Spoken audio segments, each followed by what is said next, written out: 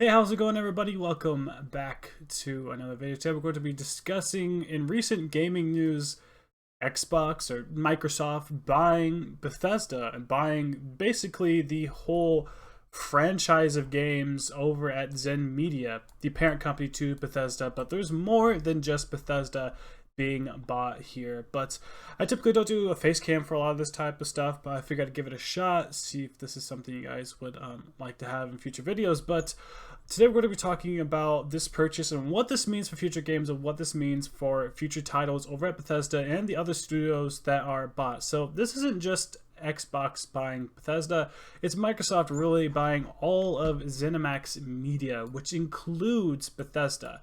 ZeniMax Media is a parent company of Bethesda, but not just Bethesda, but multiple different IPs as well. A talented group of 2,300 people worldwide who make up some of the most accomplished creative studios in our industry across Bethesda, Bethesda Game Studios, id Software, ZeniMax Online Studios, Arcane, Machine Games, Tango Gameworks, Alpha Dog, and the Roundhouse Studios. These teams are responsible for franchises like The Elder Scrolls, like Bethesda, Fallout, Wolfenstein, Doom, Dishonored, Prey, Quake, Starfield, which is the up-and-coming game from those people over at Bethesda. This is their new open-world game, similar to The Elder Scrolls and the Fallout series, but it's a brand new IP. It's in space. So imagine those games, just you're in space now. That's going to be their brand new IP. So a lot of people are wanting to know, what does this mean with them buying it? It was a $7.5 billion purchase from those over at Microsoft and Xbox. They bought the entire ZeniMax Studios, ZeniMax Media, I guess you could say, for $7.5 billion. That's a lot of money, dude. That is a lot of money. Like, big Hollywood hit movies sometimes don't even scratch the surface of that much money. So the amount that they put into this is really incredible. And this does mean a lot of good things for both people, even on Bethesda's side, even on Xbox's side. So they have the ability to now exclusive games if they want to, or not make games exclusive if that's something that they choose to do. And this is by Phil Spencer, the head of Xbox. I'm not sure if this really is written by him, or if it's more like he glanced over it, or a team wrote it and they just stamped his name on there. Who knows? I really don't know that for sure, but this letter isn't that bad, and it seems to be pretty good. It's more or less just saying, welcome in, everybody. Welcome all from the different people there at ZeniMax, the different studios, different people who make these games. Welcome on in, blah, blah, blah. Basically what we have going on here, and they have a snippet talking about for how the Xbox Game Pass for console and PC, and the new releases for like the Xbox console and PC, including Starfield, which is Bethesda's new space epic currently developed by Bethesda Game Studios. So let's talk about what this might mean in terms of all of these games for these different studios. This can mean a lot of different things, really. It's in their best interest to make certain things exclusive, but not to make everything exclusive, because that means they're going to be technically losing sales. They need exclusives to push their console, but stuff like Skyrim, that's a game that's been on PS3, last gen Xbox, current gen PlayStations, PCs, you know, their special editions, DLC editions, they're all over the place. That's a game that if Xbox right now said, nope, it's on Xbox only, or pull it to Xbox consoles only, or just next gen, if they don't release it on PlayStation, that's sort of bad for them in a way. It's almost out of Microsoft's interest not to do something like that, just because of the amount of money they'd make if they didn't make it exclusive.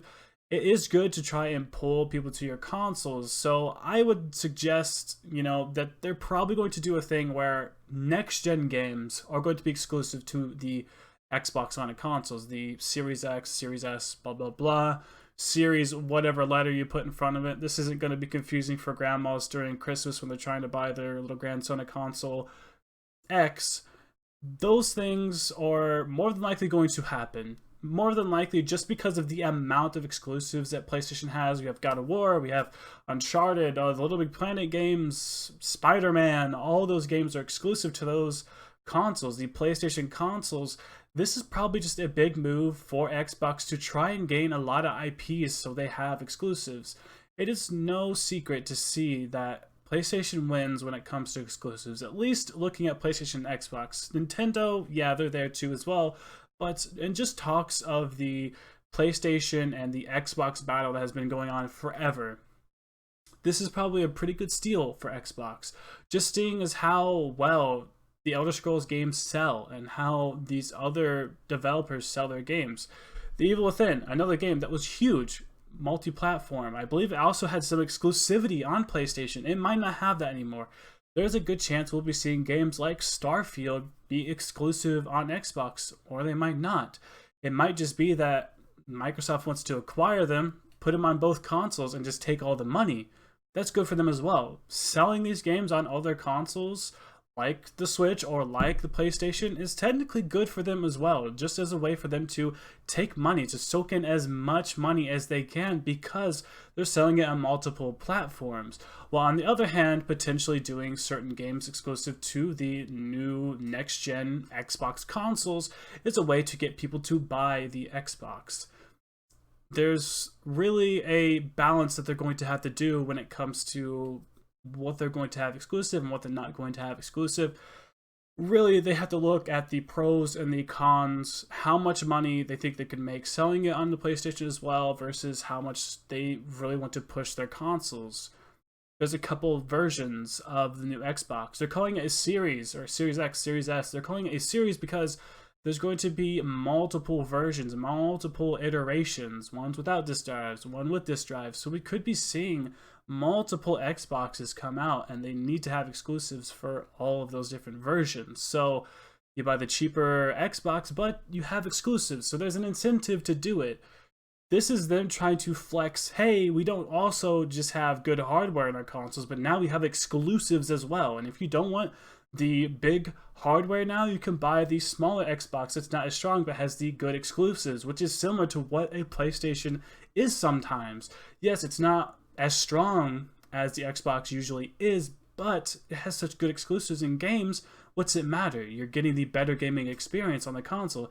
Yeah, it's a little bit weaker, but you're getting the better gaming experience. Why have something super strong and play games on, but it doesn't have that many games, or it doesn't have exclusive games? There's no reason to do it. So this is Xbox's way of trying to do so. And honestly, I'm a person who's always been a PlayStation kind of person, and I can understand why Microsoft would do this.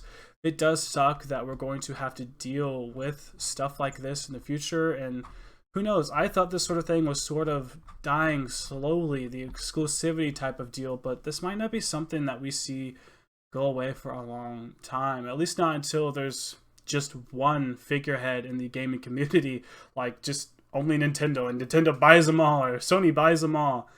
We're not going to see something like that until that eventually happens. So this is what we have to deal with for now, at least when it comes to exclusives. We're just going to have to understand that.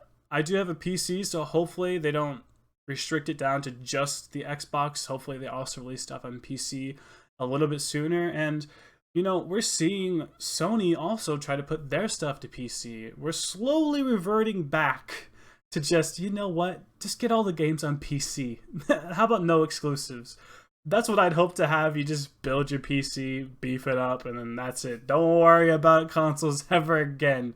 That's what I'd hope for. That's what I'd love to see, but it looks like we're going to have a hard decision on whether or not we're going to be buying an Xbox this holiday season. We're going to have to just figure that out depending on what they decide to make exclusive. If they make Starfield exclusive, which, come on, please don't. Starfield is the thing I am going for. I have not pre-ordered any of the next-gen consoles at all or nothing. Just put Starfield on PC. Don't even make it exclusive on Xbox. Don't put it exclusive anywhere. Just release it on PC so I don't have to buy nothing next-gen. That's what I hope to have. Hopefully the game's not going to make my GPU just explode, but that's something that'd be good to have. But that's what to expect, I assume, from Xbox. And their Xbox Game Pass as well is another thing to think about with these exclusive games. They might be tying a lot of these games in their Xbox Game Pass now. Free games, which Sony's trying to do that as well. PlayStation Plus now. If you get a PS5, you get all these games for free now. So they're trying to get a good catalog of games, but I think Xbox right now probably has them beat over the Game Pass. The Game Pass has a lot of games in it. Sony really doesn't have a lot of the PlayStation Plus stuff. I think it was like 40-ish games maybe are on there for the PlayStation Plus Game Pass, I guess is what you could call it. I'm a PlayStation player, always have been. Even I can tell that it's kind of lackluster when it comes over to what the Xbox has. So, yeah. Overall, though, this is something to think about, something to look forward to. Maybe in the news we'll hear some stuff from Microsoft explaining what this is going to be. I know those games that Sony has showed off in their live streams and everything else. ZeniMax Studios and Bethesda and all the other studios have said if there was an exclusivity deal with one of their games for Sony, that is still locked in. That's not going to be something they're taking away.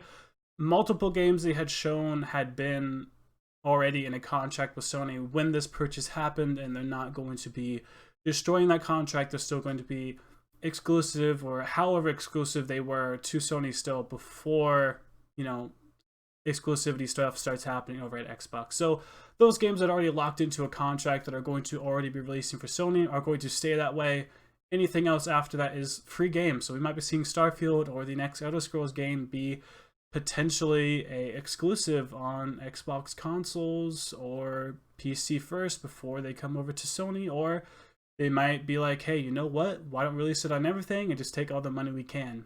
We'll get to see what happens. But if you guys like these types of videos, if you like these gaming news videos, I would love to do more. Like, comment, subscribe for more content. Let me know, is the face cam good? Do you like that?